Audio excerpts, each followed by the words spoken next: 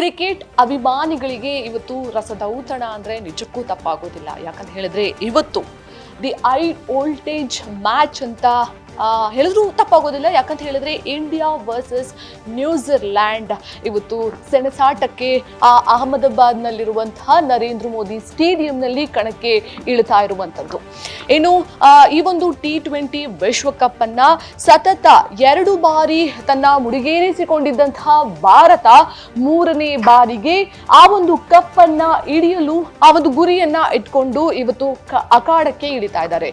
ಇನ್ನು ಅಕಸ್ಮಾತ್ ಏನಾದ್ರೂ ಭಾರತ ಈ ಒಂದು ಪಂದ್ಯವನ್ನ ಗೆದ್ರೆ ಒಂದು ಭಾರತ ಸತತವಾಗಿ 3 ಬಾರಿ ಒಂದು ವಿಶ್ವಕಪ್ T20 ವಿಶ್ವಕಪ್ ಅನ್ನ ಗೆದ್ದಂತಹ ಹೆಗ್ಗಳಿಕೆಗೆ ನಮ್ಮ ಭಾರತ ಪಾತ್ರವಾಗತ್ತೆ.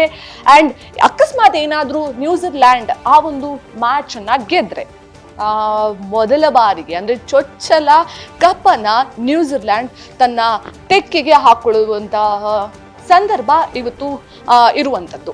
ಬಹುಶಃ ಈ ಒಂದು ಮ್ಯಾಚ್ ಎಷ್ಟು ಹೈ ವೋಲ್ಟೇಜ್ ಅಂತ ಹೇಳಿದ್ರೆ ಇದು ಒಂಥರ ಭಾರತೀಯರ ಕನಸು ಅಂತ ಹೇಳಿದ್ರು ನಿಜಕ್ಕೂ ತಪ್ಪಾಗೋದಿಲ್ಲ. ನ್ಯೂಜಿಲ್ಯಾಂಡ್ ಅವರ ಕನಸು ಅಂದ್ರೂ ನಿಜಕ್ಕೂ ತಪ್ಪಾಗೋದಿಲ್ಲ. ಯಾಕಂತ ಹೇಳಿದ್ರೆ ಯಾವೊಂದು ಟೀಮ್ ಗೆದ್ರೂ ಅವರದೇ ಆದಂತ ಒಂದು ಹಿಸ್ಟ್ರಿಯನ್ನ ಈ ಒಂದು ಮ್ಯಾಚ್ ನಲ್ಲಿ ಅವರು ಕಂಡುಕೊಳ್ಳುವಂಥದ್ದು. ಇನ್ನು ಈ ಒಂದು ಮ್ಯಾಚ್ ನಡೀತಾ ಇರುವಂತಹ ಅಹಮದಾಬಾದ್ ನಲ್ಲಿರುವಂತಹ ನರೇಂದ್ರ ಮೋದಿ ಸ್ಟೇಡಿಯಂ ಅನ್ನುವಂತಹ ಒಂದು ಜಾಗದ ಬಗ್ಗೆ ನೋಡೋದಾದ್ರೆ ನರೇಂದ್ರ ಮೋದಿ ಸ್ಟೇಡಿಯಂ ಅಂತ ಬಂದಾಗ ICC ಅವರು ಒಂದಷ್ಟು ಪಿಚ್ಗಳನ್ನ ಆಯ್ಕೆ ಮಾಡ್ಕೊಂತಾರೆ. ಅಂದ್ರೆ 4 ಪಿಚ್ಗಳ ಪೈಕಿ ಅವರು ಪಿಚ್ ನಂಬರ್ 6 ಅನ್ನ ಸೆಲೆಕ್ಟ್ ಮಾಡ್ಕೊಂತಾರೆ. ಈ ಒಂದು ಪಿಚ್ ಬ್ಯಾಟಿಂಗ್ ಪಿಚ್ ಆದ ಹಿನ್ನೆಲೆಯಲ್ಲಿ ಈ ಮ್ಯಾಚ್ ಒಂಥರ ಹೈ ವೋಲ್ಟೇಜ್. ಯಾಕಂತ ಹೇಳಿದ್ರೆ ಈ ಒಂದು ಬ್ಯಾಟಿಂಗ್ ಪಿಚ್ ಇರುವಂತಹ ಮ್ಯಾಚ್ ನಲ್ಲಿ ಒಂಥರ ಚಾತುರ್ಯವನ್ನ ತೋರಿಸ್ಬೇಕಾಗಿರೋದು, ತನ್ನ ಇಂಟೆಲಿಜೆನ್ಸ್ ಅನ್ನ ತೋರಿಸ್ಬೇಕಾಗಿರೋದು, ತನ್ನ ಶಕ್ತಿಯನ್ನ ತೋರಿಸ್ಬೇಕಾಗಿರುವಂಥದ್ದು ಬೌಲರ್ಗಳು. ಇವತ್ತು ಯಾವ ಬೌಲರ್ ಎಷ್ಟು ವಿಕೆಟ್ಗಳನ್ನ ಕೀಳ್ತಾರೆ, ಯಾವೊಂದು ಬೌಲರ್ ಎಷ್ಟು ರನ್ಗಳನ್ನ ಕೀಳ್ತಾರೆ ಅನ್ನುವಂಥದ್ದು ಇವತ್ತಿನ ಮ್ಯಾಚ್ನ ಒಂದು ಶಕ್ತಿ ಅಂತ ಹೇಳಿದ್ರೆ ನಿಜಕ್ಕೂ ತಪ್ಪಾಗೋದಿಲ್ಲ. ಯಾಕಂತ ಹೇಳಿದ್ರೆ ಬ್ಯಾಟ್ ಅಂಡ್ ಬೌಲಿಂಗ್ ಎರಡೂ ಕಾಂಬಿನೇಷನ್ ಇದ್ದಾಗ ಅಷ್ಟೇ ಮ್ಯಾಚ್ ವಿನ್ ಆಗೋದಿಕ್ಕೆ ಸಾಧ್ಯ. ಇವಾಗಲೂ ಕೂಡ ಅದೇ ರೀತಿ ಆಗುತ್ತಾ, ಯಾವ ರೀತಿ ಆಗುತ್ತೆ? ಯಾಕಂತ ಹೇಳಿದ್ರೆ ಸೆಮಿಫೈನಲ್ ಅಲ್ಲಿ ಭರ್ಜರಿ ಬ್ಯಾಟಿಂಗ್ ಪ್ರದರ್ಶನ ನಡೆದಿತ್ತು.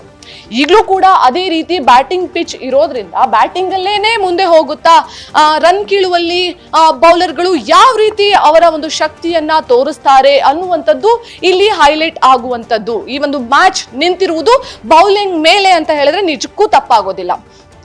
ಇನ್ನು ನ್ಯೂಜಿಲ್ಯಾಂಡ್ ಇಂಡಿಯಾ ಮ್ಯಾಚ್ಗಳನ್ನು ನೋಡ್ತಾ ಹೋದರೆ ಸಾಕಷ್ಟು ಬಾರಿ ನಿಮಗೆಲ್ಲ ಗೊತ್ತಿರುವಂಥದ್ದೇ ಏನು ನ್ಯೂಜಿಲ್ಯಾಂಡ್ ವರ್ಸಸ್ ಇಂಡಿಯಾ ಅನ್ನುವಂಥದ್ದು.